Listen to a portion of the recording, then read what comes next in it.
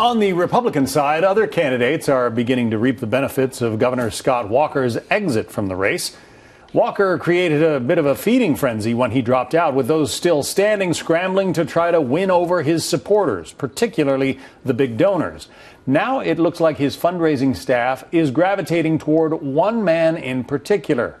Let's talk about it with Philip Bump, a writer for the Washington Post's political blog. A.B. Stoddard is associate editor and columnist for The Hill. So, A.B., would you like to be the one who reveals the name? Who seems to be benefiting the most from Scott Walker's departure?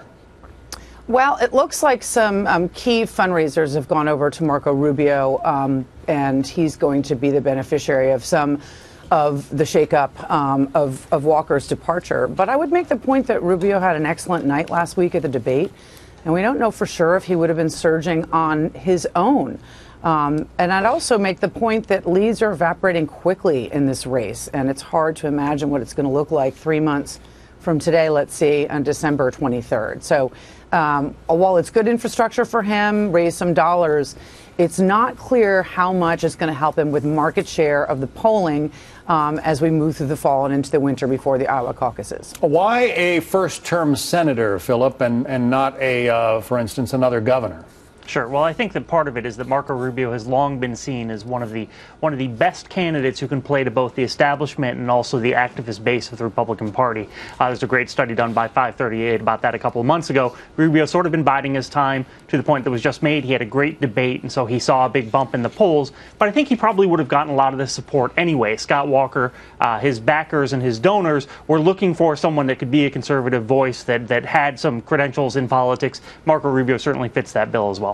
Well, again, you know, on that point, A.B., Governor John Kasich of Ohio, a fellow Republican governor. Republican governors, you know, get together all the time. There are, 36, 37 of them. You would think that there would be more of a bond between a couple of guys like that than there would be between Scott Walker and Marco Rubio. Scott Walker and Marco Rubio actually got into a little tense back and forth as Marco Rubio insisted that the nominee didn't have to necessarily be a governor.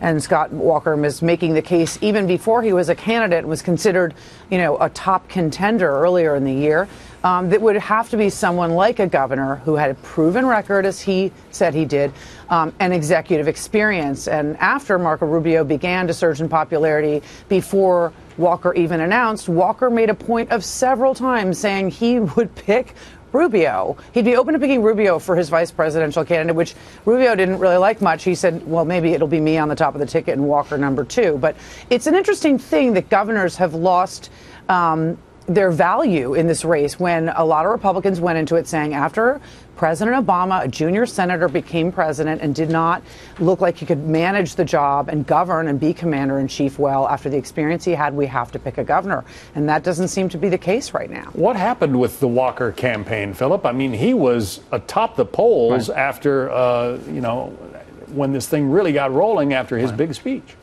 Yeah, no, I mean, he had a great early part of the year, a great spring. He actually peaked right after he announced. He got that announcement bump and then just vanished. And part of his vanishing was he had a bad debate performance. Part of it was that Donald Trump was eating up so much of the field. But really what it came down to here was money. And that's why, you know, part of this whole thing about where Walker's donors and where Walker's support goes, he didn't have any support by the end of the campaign. That's why he dropped out. You know, and his donors gave him a lot of money, which was spent very poorly. There are a lot of reports out there about how Walker was spending very extravagantly. He got in the race in the middle of last month, or in the middle of July. He wasn't in the race for very long at all, and spent a ton of money. It was just poorly managed, and that, more than anything, is why he had to get out. But, A.B., I thought these were the days when a super PAC could keep even a struggling campaign alive, you know, well into the primary season. Well, that's more conventional wisdom, John, that we've packed on our backs for this cycle from cycles past that might not turn out to be, again, true or valuable. We look at candidates at the end of the day. If you can't be a good candidate, you can't make the run. Scott Walker had a bad debate performance. He flip-flopped badly on issues, refused to take positions on them. One day it's a Canadian wall. The next day he said he never said that. He really, in the end, limped off of the trail. And you look at someone like, Donald Trump. Okay, candidates matter, right? He doesn't have an operation. He doesn't spend any money. He just runs around being being Donald Trump. So candidates at the end of the day, no matter their operation, no matter their money, like Jeb Bush has of both of, they really have to stand out and they have to survive. Well, he does put a lot of gas in that 757 that he flies around the country, put it that way. Philip Bump, A.B. Stoddard, thank you both.